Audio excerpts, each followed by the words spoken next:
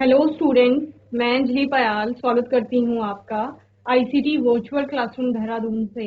कैसे हैं आप सब लोग? उम्मीद करती हूँ आप सब लोग अच्छे होंगे और अपनी लाइफ में बहुत बेहतर कुछ कर रहे होंगे। आज हम बात कर रहे हैं क्लास 10th के साइंस की। और जैसे कि आप लोग जानते हैं, प्रीवियस ईयर के क्वेश्चन पेपर हम लोग यहाँ पर सॉल्व कर रहे हैं 10th के, क्योंकि आपके बोर्ड एग्जामिनेशन होने वाले हैं। तो कौन कौन से क्वेश्चन ऐसे हैं जो हर साल लगभग किसी न किसी तरह से पूछे जाते हैं, उन पर हम लोग बात कर रहे थे।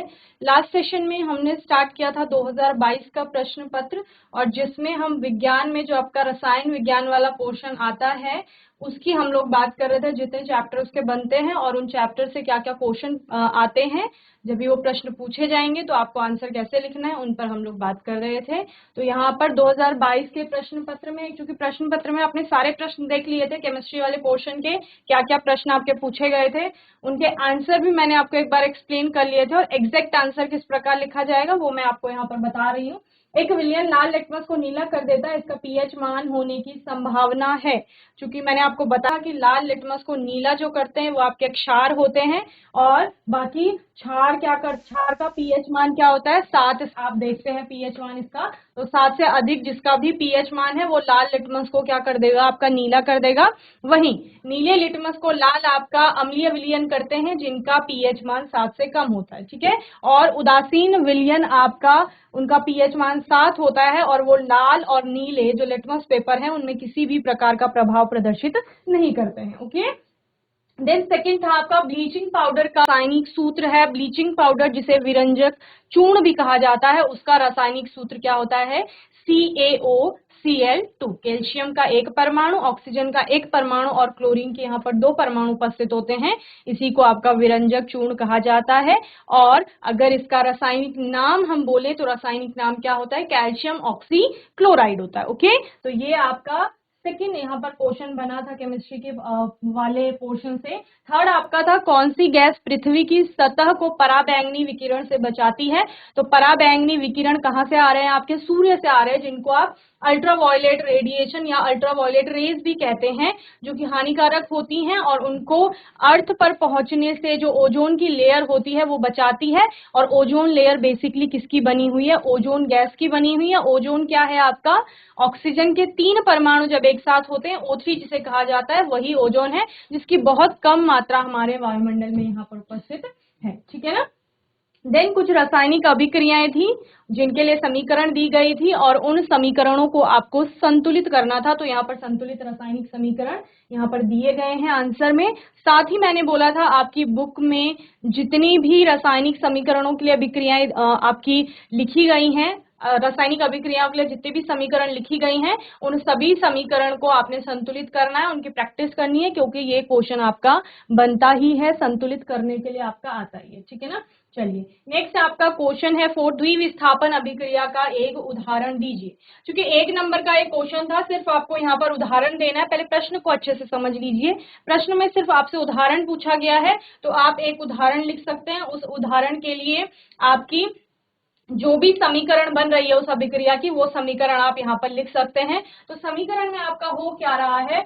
NaCl जो है वो AgNO3 से रिएक्ट करके AgCl और NaNO3 बना रहा है। यही अभिक्रिया को आप और कहाँ पढ़ रहे थे? इस अभिक्रिया को आप पढ़ रहे थे जब मैंने आपको अवक्षेपण अभिक्रिया भी बताई थी, ठीक है ना, प्रेसिपिटेशन रिएक्शन। तो अवक्षेपण विस्थापन अभिक्रिया या अवक्षेपण द्विविस्थापन अभिक्रिया भी आप इसको कह सकते हैं। क्यों? क्योंकि यहाँ पर AgCl का, सिल्वर क्लोराइड का क्या बनता है? प्रेसिपिटेट बन जाता है, ठीक है ना। क्या बन जाता है? अवक्षेप प्राप्त होता है। तो बेसिकली द्विविस्थापन अभिक्रिया से आप क्या समझ रहे हैं? द्विविस्थापन, विस्थापन हो रहा है और 2 बार आप विस्थापन की बात कर रहे हैं, ठीक है। 2 बार विस्थापन से क्या समझे? यहाँ पर बेसिकली विस्थापन अभिक्रिया में आपने बोला था कि आप कोई भी एक तत्व या एक धातु का प्रयोग कर रहे हैं, वो किसी धातु के बने हुए यौगिक में आप जब डालते हैं तो होता क्या है? जो अधिक अभिक्रियाशील धातु होती है वो अपने से कम अभिक्रियाशील धातु को उसके विलयन से या उसके जो कंपाउंड उसका बना हुआ है उससे पृथक कर देती है, ठीक है।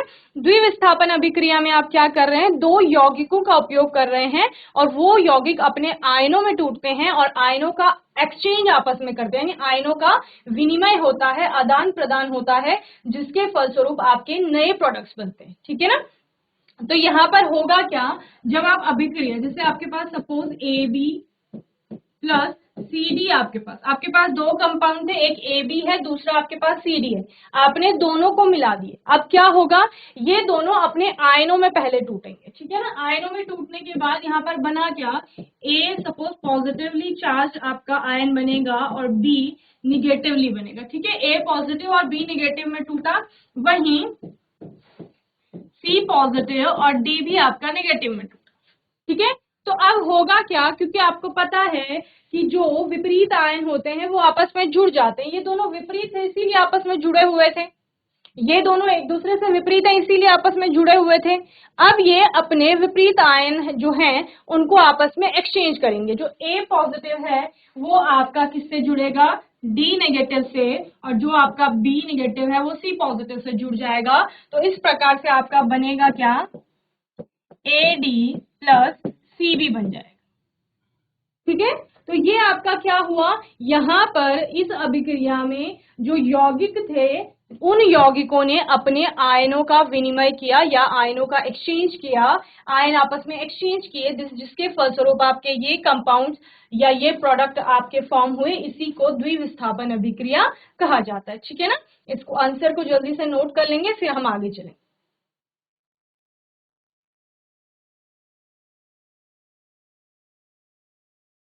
चलिए, अब यहाँ पर जो आपको एग्जाम्पल दिया गया था उस एग्जाम्पल को एक बार समझ लीजिए। आपके पास क्या था, सोडियम क्लोराइड था NaCl, ठीक है, प्लस AgNO3 सिल्वर नाइट्रेट आपके पास यहाँ पर था। इन दोनों की अभिक्रिया होती है, और अभिक्रिया किस प्रकार से होती है, अभिक्रिया होने से पहले ये अपने आयन्स में, जैसे आपको पता है कि टूटेंगे, तो Na आपको पता है सोडियम धातु है एक, वो आपने आयनिक यौगिकों में बहुत अच्छे से समझा है कि वो अपना एक इलेक्ट्रॉन दान करके Na पॉजिटिव आयन, जो सोडियम का परमाणु है वो अपना एक इलेक्ट्रॉन दान करके सोडियम का आयन बना लेता है, और कैसा आयन बनाता है, धनायन बनाता है। ठीक है ना। तो Na पॉजिटिव आ गया, Cl किस में टूटेगा, निगेटिव में।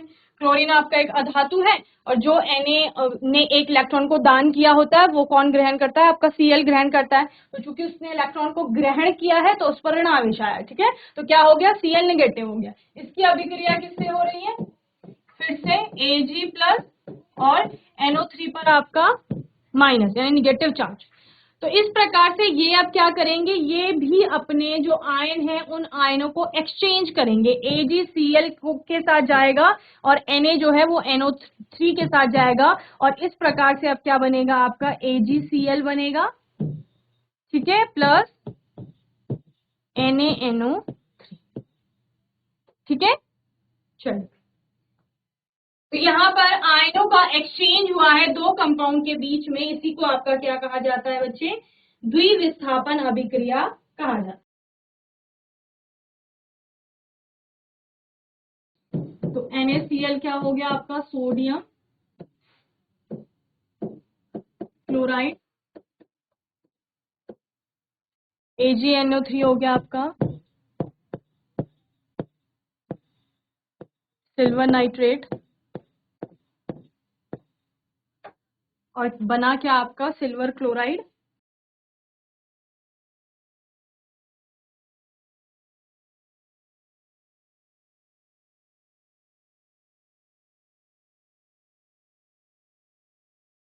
और सोडियम नाइट्रेट।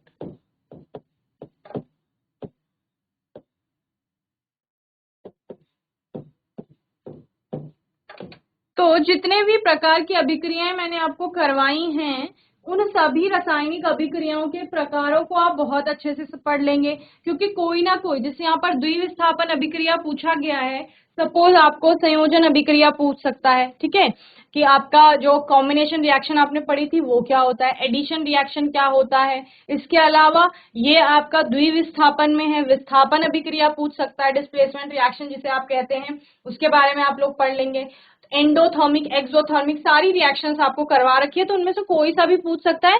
जैसे यहाँ पर सिर्फ एग्जाम्पल पूछा गया है, आपको पूछ सकता है कि होता क्या है, द्विविस्थापन अभिक्रिया क्या होता है, फिर आप क्या लिखेंगे, द्विविस्थापन अभिक्रिया में क्या होता है, आपका एक ऐसी अभिक्रिया जिसमें यौगिकों के मध्य आयनों का विनिमय होगा या आयनों का आदान प्रदान होगा, उसी को द्विविस्थापन अभिक्रिया कहा जाता है। ठीक है, और फिर आप कोई एक, क्योंकि बहुत सारे एग्जाम्पल आपको बताए गए तो उनमें से कोई भी आप एक एग्जाम्पल कर लेंगे। ओके, चलिए देन नेक्स्ट क्वेश्चन है आपका, प्लास्टर ऑफ पेरिस की जल के साथ अभिक्रिया के लिए एक समीकरण लिखिए तथा उसके क्या लिखने हैं आपको, दो उपयोग भी लिखने हैं। ठीक है ना, plaster of Paris CaSO4 point half H2O जिसे आप कहते हैं, यानी कैल्शियम सल्फेट हेमीहाइड्रेट भी से कहा जाता है। और मैंने आपको बोला, देखो प्लास्टर ऑफ पेरिस जिसको आप POP भी कह रहे हो, POP, ठीक है, क्या है आपका CaSO4 पॉइंट हाफ H2, ठीक है, ये है। और इस दूसरा आपके पास क्या है, यहाँ पर जिप्सम है। ठीक है, जिप्सम क्या होता है, सेम होता है, कैल्शियम सल्फेट और 0.2H2। तो डिफरेंस किसका है, डिफरेंस है इसके पास आधा मॉलिक्यूल है जल का और इसमें 2 मॉलिक्यूल है जल के, तो 1.5 H2O, यानी आप क्या बोल सकते हो, 1.5 मॉलिक्यूल, एक और आधा मॉलिक्यूल जो जल का है इसका अंतर आ रहा है। ठीक है, तो ये क्या किया जाएगा, ये इसमें ऐड किया जाएगा। प्लास्टर ऑफ पेरिस में अगर आप इतना वाटर ऐड कर लें तो क्या बन जाएगा, जिप्सम बन जाएगा ना। तो यही अभिक्रिया पूछ सकता है, जिप्सम से अगर आप जल को हटा देंगे तो फिर क्या होगा, तो फिर POP वापस बन जाएगा प्लास्टर ऑफ पेरिस।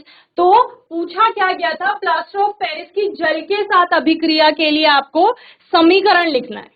ठीक है, तो समीकरण क्या होगी, जहां पर आपने प्लास्टर ऑफ पेरिस लिया, इस प्लास्टर ऑफ पेरिस में आपने क्या किया, वाटर को यानी जल को ऐड किया और आपका बन क्या गया, जिप्सम बन गया। ठीक है, तो plaster of Paris that is a CaSO4 point half H2O जल के साथ अभिक्रिया करके जिप्सम जो कि क्या है CaSO4.2 H2O बनाता है और लगभग आधे घंटे में जमकर ठोस बन जाता है। ठीक है ना, तो आपको सिर्फ इतना बताना है कि प्लास्टर ऑफ पेरिस के साथ अगर जल को जोड़ा जा रहा है या जल के साथ प्लास्टर ऑफ पेरिस अभिक्रिया कर रही है तो क्या बन रहा है, तो जिप्सम बन रहा है। तो प्लास्टर ऑफ पेरिस का फॉर्मूला पता होना चाहिए, सारे फॉर्मूले बताए हैं। CaSO4 पॉइंट हाफ H2O है, जल का फॉर्मूला H2O है, 1.5 H2O आप यहाँ पर लेते हैं, ऐड करते हैं इसके साथ, तो क्या बन जाता है CaSO4.2 H2O। ठीक है ना, तो ध्यान से देखेंगे, जिस प्रकार मैं यहाँ पर लिख रही हूँ फॉर्मूले को वैसे ही आप भी लिखेंगे। ठीक है ना,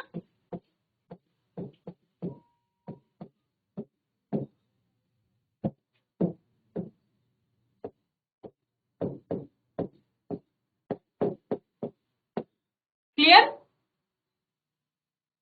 चलिए, तो ये आपकी अभिक्रिया हो गई जो क्वेश्चन का पहला पार्ट है। ठीक है ना, क्वेश्चन का दूसरा पार्ट क्या है, तथा दो उपयोग भी दीजिए, यानी आपको क्या बताना है कि जो POP के बारे में आप लोग बात कर रहे हैं उस POP का यूज कहाँ पर है। देखो जो भी चीज हम पढ़ रहे हैं यहाँ पर उसका कोई न कोई उपयोग है। अब इस POP को पढ़ रहे हैं, इसकी अभिक्रियाएं देख रहे हैं, तो इसका उपयोग है कहाँ, तो POP होता है, आपने देखा होगा कभी किसी का फ्रैक्चर वगैरह हो जाता है बोन में, जैसे हाथ की कोई हड्डी टूट गई, पैर की कोई हड्डी टूट गई, तो क्या होता है वहां पर उसको जोड़ने में समय लगता है, जुड़ने में। ठीक है, तो उसके लिए एक सपोर्ट के लिए बाहर से प्लास्टर लगाया जाता है, तो वो प्लास्टर होता क्या है, वो प्लास्टर ऑफ पेरिस ही होता है। ठीक है ना, सो टूटी हड्डियों को उपयोग में लिखेंगे, टूटी हड्डियों को जोड़ने के लिए प्लास्टर कास्ट बनाने में, तो प्लास्टर कास्ट बनता है, उसको बनाने में POP का उपयोग हो रहा है। इसके अलावा मूर्तियां बन रही हैं, इससे कलात्मक वस्तुएं बन रही हैं और आदि बहुत सारी चीजें बनती हैं, तो ये इसके उपयोग हैं। ठीक है, तो इस क्वेश्चन को भी आप लोग नोट कर लेंगे, फिर हम नेक्स्ट क्वेश्चन पे बात करेंगे।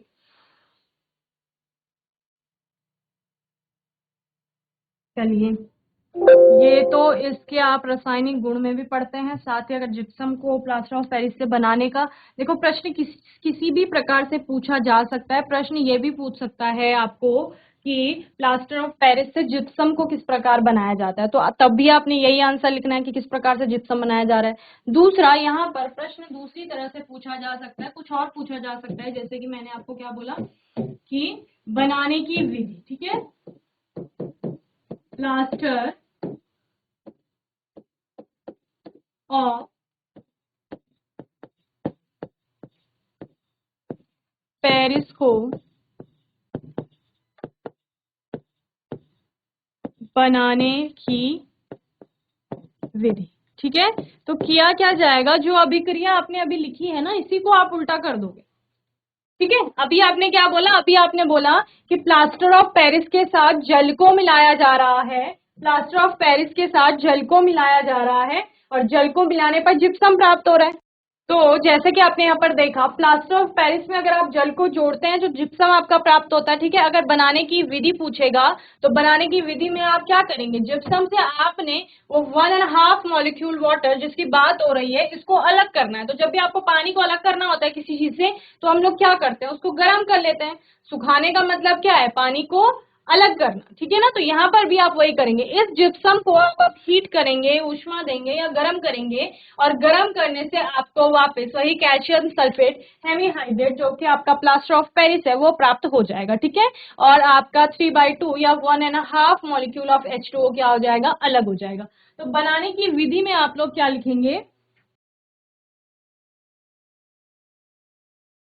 जिप्सम को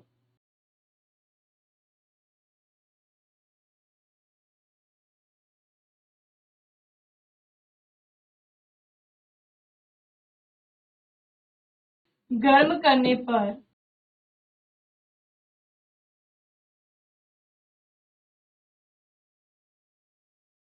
प्लास्टर ऑफ पेरिस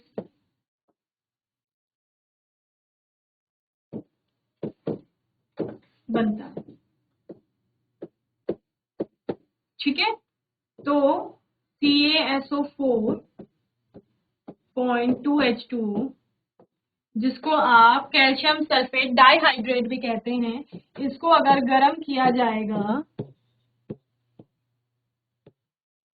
तो आपका क्या होगा, प्लास्टर ऑफ पेरिस बनेगा CaSO4.12H2O प्लस 1.5 H2O।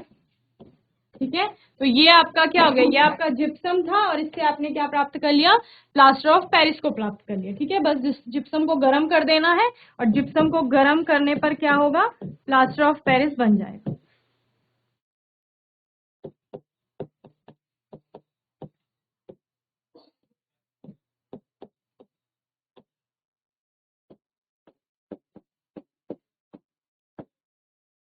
ठीक है, तो इस तरह से भी आपका प्रश्न आ सकता है कि प्लास्टर ऑफ पेरिस को बनाने की विधि बताइए और साथ ही उसके दो उपयोग लिखिए। तो तभी आपको ये वाली अभिक्रिया लिखनी है, और अगर पूछा जाएगा कि जिप्सम को प्राप्त करना है प्लास्टर ऑफ पेरिस से, तो इसके ठीक विपरीत कर देना। ओके, चलिए जल्दी से नोट करेंगे।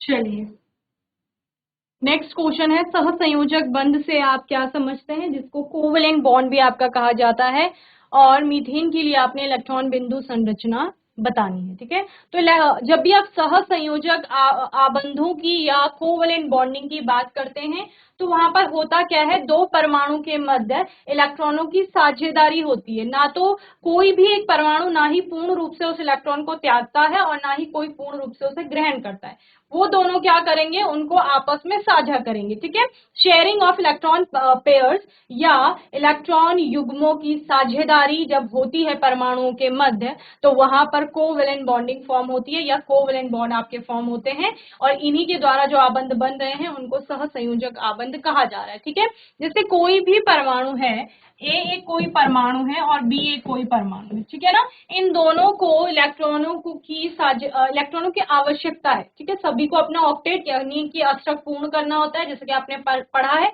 अष्टक के नियम में कि इसको भी अपना अष्टक पूरा करना है, इसको भी अष्टक पूरा करना है। तो अष्टक पूरा करने के लिए इलेक्ट्रॉन या तो त्यागे जाते हैं या ग्रहण किए जाते हैं। इसके अतिरिक्त क्या किया जाता है, उन इलेक्ट्रॉनों की साझेदारी की जाती है। सपोज इसके पास एक इलेक्ट्रॉन है और इसके पास भी एक इलेक्ट्रॉन है बाह्यतम कोश में, तो ये उनको सामान्य भाषा में हम बोलते हैं बीच में रख लेंगे और क्या करेंगे, साझेदारी करेंगे इस प्रकार से। ठीक है, तो इलेक्ट्रॉनों की साझेदारी हो गई, इस साझेदारी के कारण यहाँ पर बंध बना, क्या हुआ, साझेदारी हुई, शेयरिंग हुई। ठीक है, और साझेदारी के कारण जो बंध बना वही बंध आपका क्या है, सहसंयोजक आबंध है या सहसंयोजी आबंध भी इसको आपका कहा जाता है। ठीक है, कोवेलेंट बॉन्ड या कोवेलेंट बॉन्डिंग की जब आप बात करते हैं तो वहां पर इलेक्ट्रॉनों की क्या हो रही होती है, साझेदारी हो रही होती है। तो जब हम मीथेन की बात कर रहे हैं, मीथेन में भी आपका एक कार्बन है और 4 हाइड्रोजन है। ठीक है, CH4 जिसे आप कहते हैं। तो अभी कार्बन क्या करता है, कार्बन के बाह्यतम कोश में 4 इलेक्ट्रॉन, वो उन 4 इलेक्ट्रॉनों को साझा करेगा। किसके साथ साझा करता है, 4 हाइड्रोजन। 4 हाइड्रोजन की बात हमने की, CH4, H कितने हैं, 4 है, कार्बन एक ही है लेकिन हाइड्रोजन 4 है। तो उन चारों हाइड्रोजन के साथ वो अपने एक एक इलेक्ट्रॉन साझा करता है, और वो भी अपने एक एक इलेक्ट्रॉन साझा, यानी परमाणुओं के मध्य एक इलेक्ट्रॉन युग्म की साझेदारी। युग्म यानी कि दोनों ने एक एक इलेक्ट्रॉन दिया है तो एक पेयर बन गया है ना, एक जोड़ी इलेक्ट्रॉनों की साझेदारी यहाँ पर हो रही है। तो उसी प्रकार से कार्बन और एक हाइड्रोजन के बीच एक जोड़ी इलेक्ट्रॉनों की साझेदारी होगी। जो 2 इलेक्ट्रॉन कहाँ से आए हैं, एक हाइड्रोजन से आया है, एक कार्बन का है। ठीक है, इधर भी वो कार्बन क्या करेगा, हाइड्रोजन के साथ बॉन्डिंग करेगा, वहां पर भी वो अपना एक इलेक्ट्रॉन देगा कार्बन, और हाइड्रोजन का भी एक इलेक्ट्रॉन आएगा। अगर वो तीसरे हाइड्रोजन के साथ बंध बना रहा है तो वहां पर भी क्या होगा, उनके बीच में एक जोड़ी इलेक्ट्रॉनों की साझेदारी होगी। एक जोड़ी में एक इलेक्ट्रॉन हाइड्रोजन का होगा, एक कार्बन का होगा, और जब वो चौथे हाइड्रोजन से बंध बना रहा है तो वहां पर भी एक जोड़ी इलेक्ट्रॉनों की साझेदारी हो रही है, यानी कि एक कार्बन का इलेक्ट्रॉन और एक हाइड्रोजन का इलेक्ट्रॉन। तो इस प्रकार से CH4 की इलेक्ट्रॉन बिंदु संरचना यहाँ पर बनेगी। ठीक है, तो 2 परमाणुओं की बंध सहसंयोजक बंध या सहसंयोजक आबंध कहलाते हैं या कहलाता है। मीथेन की इलेक्ट्रॉनिक बिंदु संरचना कुछ इस प्रकार से है, जहां पर क्या हो रहा है, देखो जो रेड वाले आपको कार्बन दिख रहे हैं, वो रेड वाले कार्बन, सपोज जो रेड वाले इलेक्ट्रॉन दिख रहे हैं ये डॉट में आपको, ये सपोज कार्बन के, ठीक है, और जो क्रॉस वाले हैं वो हाइड्रोजन के। तो इस हाइड्रोजन का एक इलेक्ट्रॉन होता है उसमें, वो एक इलेक्ट्रॉन ये है, इस हाइड्रोजन का ये है, इस वाले हाइड्रोजन का ये है, इस हाइड्रोजन का ये। ठीक है, जब ये आप कार्बन की बात कर रहे हैं, कार्बन के अपने 4 इलेक्ट्रॉन ये, अब उनके बीच में क्या हो रहा है, इस कार्बन और इस हाइड्रोजन के बीच एक जोड़ी इलेक्ट्रॉनों की साझेदारी, ये वाले। ठीक है, इस कार्बन और इस हाइड्रोजन के बीच ये वाले साझेदारी, कार्बन ये वाला, कार्बन और ये वाले हाइड्रोजन के बीच ये वाला। ठीक है, ये कार्बन है, इसके ये 4 इलेक्ट्रॉन है। ठीक है, ये हाइड्रोजन है, इसका एक इलेक्ट्रॉन, ये हाइड्रोजन, इसका एक इलेक्ट्रॉन, ये हाइड्रोजन, इसका एक इलेक्ट्रॉन, ये हाइड्रोजन, इसका एक इलेक्ट्रॉन। ठीक है, अब क्या होगी, अब होगी साझेदारी। कार्बन ने अपने इस प्रकार से 8 इलेक्ट्रॉन पूरे कर लिए। इस वाले सर्कल के अंदर देखो कार्बन के पूरे 8 इलेक्ट्रॉन आ रहे हैं। हाइड्रोजन को निकटतम, अष्टक सिद्धांत में क्या है, निकटतम जो भी अक्रिय गैस है उसके समान विन्यास प्राप्त करना होता है। हाइड्रोजन के नजदीक है हीलियम, हीलियम में होता है 2 इलेक्ट्रॉन, तो इस हाइड्रोजन के परमाणु को 2 इलेक्ट्रॉन चाहिए, एक इसका अपना है, एक है कार्बन के साथ साझेदारी में प्राप्त कर। सेम इसका भी होगा, 2 इसके भी हो गए पूरे, 2 इसके भी पूरे हो गए, और 2 इसके भी पूरे। ठीक है, तो इस प्रकार से ये क्या बन गया, ये मीथेन की इलेक्ट्रॉन बिंदु संरचना है। और हो क्या रहा है यहाँ पर इलेक्ट्रॉनों की और ये साझेदारी, और साझेदारी के कारण क्या बन रहे हैं, सहसंयोजक आबंध बन रहे हैं, यानी कोवेलेंट बॉन्ड वहां पर बन रहे हैं। और कौन से टाइप का कोवेलेंट बॉन्ड है, मैंने आपको 3 टाइप के कोवेलेंट बॉन्ड बताए थे। सिंगल कोवेलेंट बॉन्ड यानी एकल सहसंयोजी आबंध, डबल कोवेलेंट बॉन्ड यानी कि द्विसहसंयोजी आबंध, और ट्रिपल कोवेलेंट बॉन्ड यानी कि त्रिसहसंयोजी आबंध। तो यहाँ पर हो रही है सिंगल कोवेलेंट बॉन्डिंग यानी एकल सहसंयोजी आबंध।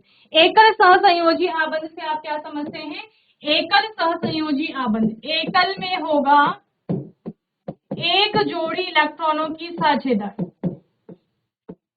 एक जोड़ी इलेक्ट्रॉन यानी 2 इलेक्ट्रॉन। ठीक है, द्विसहसंयोजी आबंध में क्या होंगे, 2 जोड़ी इलेक्ट्रॉनों की साझेदारी। ठीक है, और त्रिसहसंयोजी आबंध में होंगे 3 जोड़ी इलेक्ट्रॉनों की साझेदारी। 2 जोड़ी इलेक्ट्रॉनों का मतलब टोटल 4 इलेक्ट्रॉन। ठीक है, और त्रिसहसंयोजी आबंध का मतलब टोटल 6 इलेक्ट्रॉनों की बात हो रही है। ओके, चल